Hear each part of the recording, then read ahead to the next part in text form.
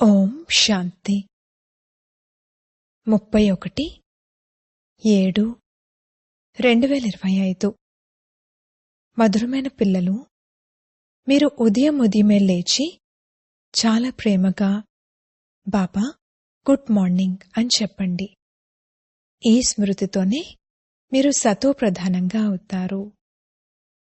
ప్రశ్న: యథార్థమైన స్మృతి ద్వారా తండ్రి నుండి కరెంట్ తీసుకునేందుకు ముఖ్యంగా ఏ గుణాలు అవసరము? జవాబు: చాలా ఓర్పుతో, వివేకంతో మరియు గంభీరతతో స్వయాన్ని ఆత్మగా భావిస్తూ స్మృతి చేయడం ద్వారా తండ్రి నుండి కరెంట్ లభిస్తుంది మరియు ఆత్మ సతోప్రధానంగా అవుతూ ఉంటుంది. మిమ్మల్ని ఇప్పుడు తండ్రి స్మృతి సతాయించాలి, ఎందుకంటే తండ్రి నుండి చాలా భారీ వారసత్వం లభిస్తుంది. మీరు ముళ్ల నుండి పుష్పాలుగా అవుతారు, అన్ని దైవీ గుణాలు వచ్చేస్తాయి. ఓం శాంతి. తండ్రి అంటారు, మధురమైన పిల్లలు, తతత్వం అనగా ఆత్మలైన మీరు కూడా శాంతస్వరూపులు. ఆత్మలైన మీ అందరిది స్వధర్మమే శాంతి. శాంతిధామం నుండి మళ్లీ ఇక్కడికొచ్చి టాకీగా అవుతారు, వాచాలోకి వస్తారు. ఈ కర్మేంద్రియాలు మీకు పాత్ర అభినయించేందుకని లభిస్తాయి. ఆత్మ చిన్నగా పెద్దగా అవ్వదు, శరీరం చిన్నగా పెద్దగా అవుతుంది. తండ్రి అంటారు, నేనైతే శరీరధారిని కాను. నేను పిల్లలను సమ్ముఖంగా కలుసుకునేందుకు రావాల్సి ఉంటుంది. ఒక తండ్రి ఉన్నారనుకోండి, అతని ద్వారా బిడ్డ జన్మిస్తాడు. అప్పుడు ఆ బిడ్డ నేను పరంధామం నుండొచ్చి జన్మ తీసుకుని మాతాపితలను కలుసుకునేందుకు వచ్చాను అని ఈ విధంగా అనడు. ఒకవేళ ఎవరి శరీరంలోకైనా ఏదైనా కొత్త ఆత్మ వచ్చినట్లయితే, లేదా ఏదైనా పాత ఆత్మ ఎవరి శరీరంలోకైనా ప్రవేశించినట్లయితే, వారు నేను మాతాపితలను కలుసుకునేందుకు వచ్చాను అని ఈ విధంగా అనరు. ఆ ఆత్మకు ఆటోమేటిక్గా మాతాపితలు లభిస్తారు. ఇక్కడ ఇది కొత్త విషయం. తండ్రి అంటారు, నేను పరంధామం నుండి వచ్చి పిల్లలైన మీ సమ్ముఖంలో ఉన్నాను. మీకు జ్ఞానాన్నిస్తాను, ఎందుకంటే నేను జ్ఞాన సంపన్నుడిని, జ్ఞానసాగరుడిని. నేను పిల్లలైన మిమ్మల్ని చదివించేందుకు, రాజయోగాన్ని నేర్పించేందుకు వస్తాను. పిల్లలైన మీరిప్పుడు సంగమంలో ఉన్నారు. ఆ తర్వాత మీరు మీ ఇంటికి వెళ్ళాలి. అందుకే పావనంగా అయితే తప్పకుండా అవ్వాలి. లోపల చాలా సంతోషం ఉండాలి.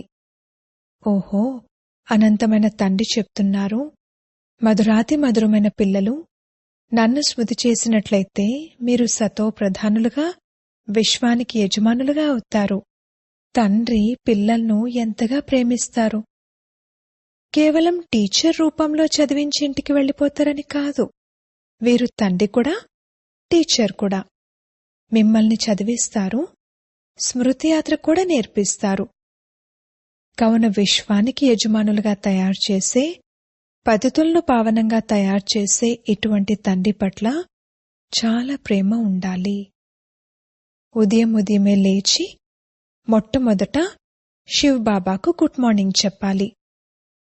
పిల్లలు తమ మనసును ప్రశ్నించుకోవాలి, మేము ఉదయమే లేచి అనంతమైన తండ్రిని ఎంతగా స్మృతి చేస్తున్నాము?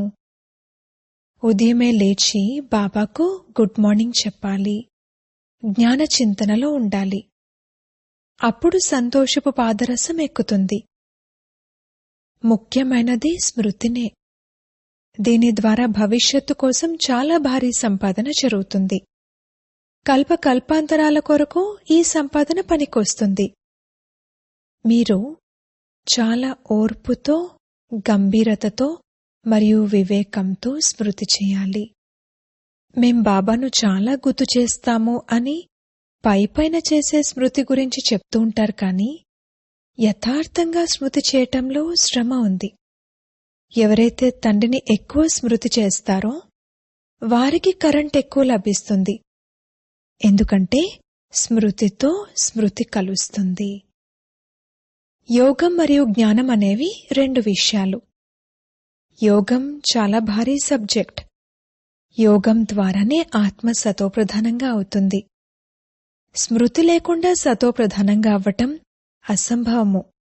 చాలా బాగా ప్రేమతో తండ్రిని స్మృతి చేసినట్లయితే ఆటోమేటిక్గా కరెంట్ లభిస్తుంది. ఆరోగ్యవంతులుగా అయిపోతారు. కరెంటుతో ఆయుష్ కూడా పెరుగుతుంది. పిల్లలు స్మృతి చేస్తే బాబా కూడా సర్చ్ లైట్ ఇస్తారు. శివ్ బాబా మమ్మల్ని చదివిస్తున్నారు అన్నది మధురమైన పిల్లలు పక్కాగా గుర్తుంచుకోవాలి. శివ్ బాబా పతిత పావనుడు కూడా, సద్గతి దాత కూడా. సద్గతి అనగా స్వర్గరాజ్యాన్ని ఇస్తారు. బాబా ఎంతటి మధురమైన వారు! వారు కూర్చుని ఎంత ప్రేమగా పిల్లలను చదివిస్తారు. తండ్రి దాదా ద్వారా మనల్ని చదివిస్తారు. బాబా పిల్లలను ఎంతగా ప్రేమిస్తారు. ఏ కష్టమూ ఇవ్వరు. కేవలం నన్ను స్మృతి చేయండి మరియు చక్రాన్ని స్మృతి చేయండి అని అంటారు. తండ్రి స్మృతిలో హృదయం పూర్తిగా శీతలమైపోవాలి. ఒక్క తండ్రి స్మృతి మాత్రమే సతాయించాలి. ఎందుకంటే తండ్రి నుండి ఎంతటి భారీ వారసత్వం లభిస్తుంది. స్వయాన్ని చూసుకోవాలి. నాకు తండ్రి పట్ల ఎంత ప్రేమ ఉంది, నాలో ఎంతవరకు దైవీ గుణాలున్నాయి. ఎందుకంటే పిల్లలైన మీరిప్పుడు ముళ్ల నుండి పుష్పాలుగా అవుతున్నారు. ఎంతెంతగా యోగంలో ఉంటారో అంతగా ముళ్ల నుండి పుష్పాలుగా సతోప్రధానులుగా అవుతూ ఉంటారు. ఎవరైతే చాలా మందిని ముళ్ల నుండి పుష్పాలుగా తయారు చేస్తారో వారినే సత్యమైన సుగంధభరితమైన పుష్పం అంటారు. వారు ఎప్పుడూ ఎవ్వరికీ ముళ్ళు గుచ్చరు.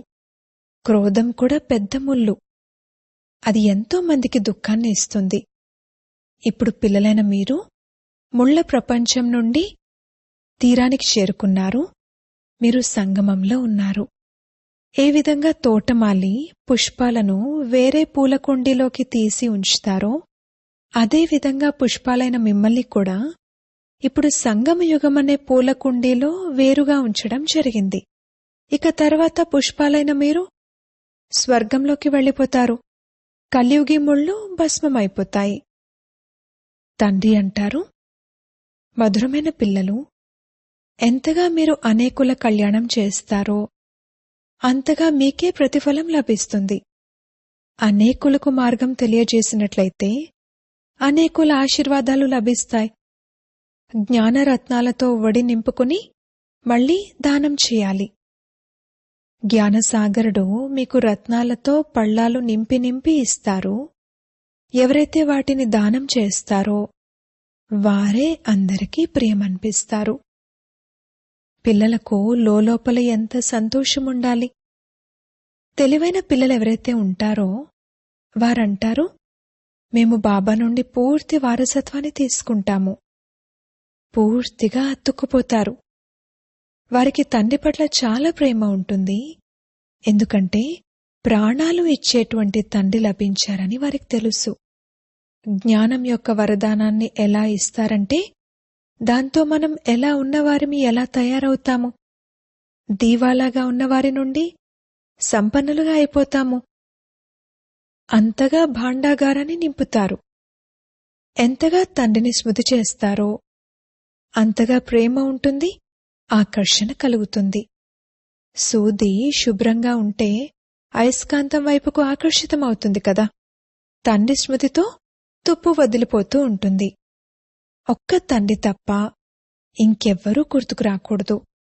తండ్రి అర్థం చేయిస్తున్నారు, మధురమైన పిల్లలు, నిర్లక్ష్యంతో పొరపాట్లు చేయకండి. స్వదర్శన్ చక్రధారులుగా అవ్వండి. లైట్ హౌస్లుగా అవ్వండి. స్వదర్శన చక్రధారులుగా అయ్యే ప్రాక్టీస్ బాగా జరిగినట్లయితే ఇక మీరు జ్ఞానసాగర్ల వలె అయిపోతారు. ఉదాహరణకు స్టూడెంట్ చదువుకుని టీచర్లా అయిపోతాడు కదా. మీ వ్యాపారమే ఇది. అందరినీ స్వదర్శన్ చక్రధారులుగా తయారు చేయండి. అప్పుడే చక్రవర్తి రాజారాణులుగా అవుతారు. తండ్రి అంటారు, పిల్లలు, మీరు లేకపోతే నాక్కూడా ప్రశాంతత లేనట్లు అనిపిస్తుంది. సమయం వచ్చినప్పుడు అవిశ్రాంతిగా అనిపిస్తుంది. ఇప్పుడిక నేను వెళ్ళాలి అన్నట్లు అనిపిస్తుంది. పిల్లలు చాలా పిలుస్తున్నారు, చాలా దుఃఖితులుగా ఉన్నారు అని అనిపిస్తుంది. దయ కలుగుతుంది. అందుకే నేను పిల్లలైన మిమ్మల్ని అన్ని దుఃఖాల నుండి విడిపించేందుకు వస్తాను. ఇప్పుడు పిల్లలైన మీరు ఇంటికి వెళ్ళాలి. మళ్ళీ అక్కడ్నుండి మీ అంతట మీరే సుఖధామానికి వెళ్ళిపోతారు. అక్కడ నేను మీకు సహచరునిగా అవ్వను. మీ అవస్థ అనుసారంగా మీ ఆత్మ వెళ్ళిపోతుంది. అచ్చా, మధురాతి మధురమైన సిక్కిలదే పిల్లలకు మాతాపితా బాప్దాదాల ప్రియ స్మృతులు మరియు గుడ్ మార్నింగ్. ఆత్మిక పిల్లలకు ఆత్మిక తండ్రి నమస్తే. ధారణ కొరకు ముఖ్య సారము. మొదటి పాయింట్, తండ్రి నుండి కరెంట్ ఆటోమేటిక్గా తీసుకునేందుకు చాలా ప్రేమతో తండ్రిని స్మృతి చేయాలి. ఈ స్మృతియే ఆరోగ్యవంతులుగా తయారు చేస్తుంది. కరెంటు తీసుకోవటం ద్వారానే ఆయుష్ పెరుగుతుంది. స్మృతి ద్వారానే తండ్రి నుండి సర్చ్ లైట్ లభిస్తుంది. రెండవ పాయింట్, నిర్లక్ష్యంతో పొరపాట్లు చేయడాన్ని వదిలి స్వదర్శన్ చక్రధారులుగా లైట్ హౌస్లుగా అవ్వాలి. దీని ద్వారానే జ్ఞానసాగర్లుగా అయి చక్రవర్తి రాజారాణులుగా అవుతారు. వరదానము: అందరికీ శుభవార్తను వినిపించే సంతోషపు ఖజానాతో సంపన్న భండారా భవ. నేను సంతోషపు ఖజానాతో నిండుగా ఉన్న భండారాను అని సదా మీ ఈ స్వరూపాన్ని ఎదురుగా ఉంచుకోండి. లెక్కలేనన్ని మరియు అవినాశీ ఖజానాలేవైతే లభించాయో ఆ ఖజానాలను స్మృతిలోకి తీసుకురండి. ఖజానాలను స్మృతిలోకి తీసుకురావడం ద్వారా సంతోషం కలుగుతుంది. మరియు ఎక్కడైతే సంతోషం ఉంటుందో అక్కడ సదాకాలం కొరకు దుఃఖాలు దూరమైపోతాయి. ఖజానాల స్మృతి ద్వారా ఆత్మ సమర్థంగా అవుతుంది, వ్యర్థం సమాప్తమైపోతుంది. నిండుగా ఉన్న ఆత్మ ఎప్పుడూ అలజడిలోకి రాదు. ఆ ఆత్మ స్వయం కూడా సంతోషంగా ఉంటారు మరియు ఇతరులకు కూడా శుభవార్తను వినిపిస్తారు. స్లోగన్: యోగ్యులుగా అవ్వాలంటే కర్మ మరియు యోగం యొక్క బ్యాలెన్స్ పెట్టుకోండి.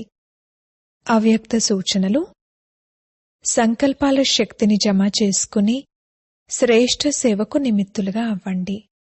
సేవలో నోటి ద్వారా సందేశాన్ని ఇవ్వటానికి సమయాన్ని కూడా వెచ్చిస్తారు, సంపద కూడా వినియోగిస్తారు, అలజడిలో కూడా వస్తారు, అలసిపోతారు కూడా.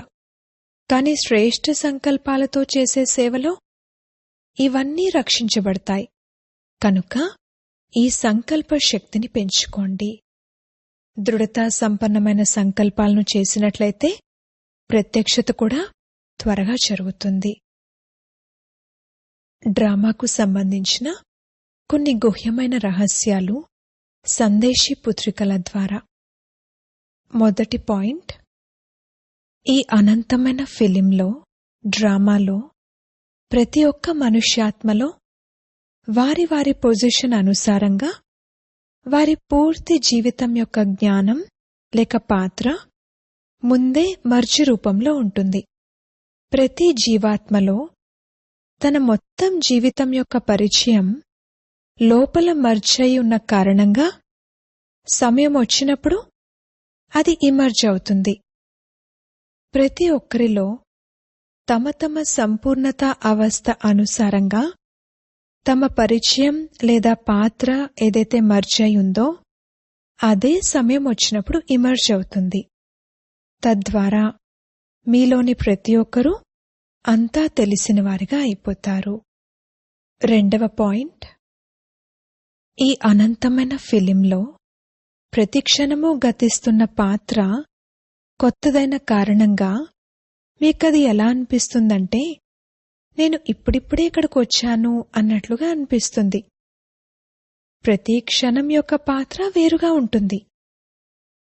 వాస్తవానికి కల్పకృతపు గడియనే రిపీట్ అవుతుంది. కానీ మీరు ప్రాక్టికల్ జీవితంలో ఉన్నప్పుడు ఆ సమయంలో అది కొత్తగా అనుభవం అవుతుంది. ఈ జ్ఞానంతోనే మీరు ముందుకు వెళ్తూ ఉండండి. నేనైతే జ్ఞానాన్ని ప్రాప్తి చేసుకున్నాను కదా, కావున ఇప్పుడిక నేను వెళ్తాను అని ఈ విధంగా ఎవ్వరూ అనడానికి లేదు. ఎప్పటి వరకైతే వినాశనం జరగదో అప్పటి వరకు మొత్తం పాత్ర మరియు మొత్తం జ్ఞానం కొత్తగానే అనిపిస్తుంది. 3వ పాయింట్, ఈ అనంతమైన డ్రామాలో భాగ్యం ఏదైతే తయారు చేయబడి ఉందో అది నిశ్చయం ద్వారానే తయారు చేయబడింది. భాగ్యాన్ని కాలదన్నుకుంటారా లేక తయారు చేసుకుంటారా అన్నది స్వయంపైనే ఆధారపడి ఉంటుంది. స్వయానికి శత్రువైనా మరియు స్వయానికి మిత్రుడైనా నేనే. ఇప్పుడు మీరు చాలా రమణీకంగా మరియు మధురంగా తయారవ్వాలి మరియు తయారు చేయాలి. 4వ పాయింట్, ఈ అనంతమైన ఫిలింలో ఈ విధంగా సహనం చేయడం కూడా మీకు కృతకల్పానికి సంబంధించిన ఒక మధురమైన స్వప్నం. ఎందుకంటే వాస్తవానికి మీకేమీ అవ్వదు.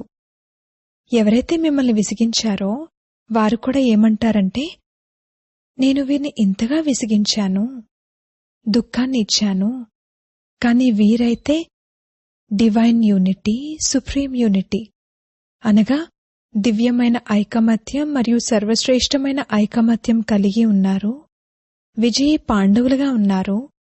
ఈ తయారు చేయబడి ఉన్న విధిని ఎవ్వరూ తప్పించలేరు. 5వ పాయింట్, ఈ అనంతమైన ఫిలింలో ఎటువంటి అద్భుతముందో చూడండి. పాండవులైన మీరు ప్రత్యక్షంగా కూడా వచ్చారు మరియు మీ పాత చిత్రాలు మరియు చిహ్నాలు కూడా ఇప్పటికీ నిలిచి ఉన్నాయి. పాత కాగితాలను, పాత శాస్త్రాలను, గీతా పుస్తకం మొదలైన వాటిని చాలా జాగ్రత్తగా పెట్టుకుంటారు. వాటి పట్ల చాలా గౌరవం ఉంటుంది.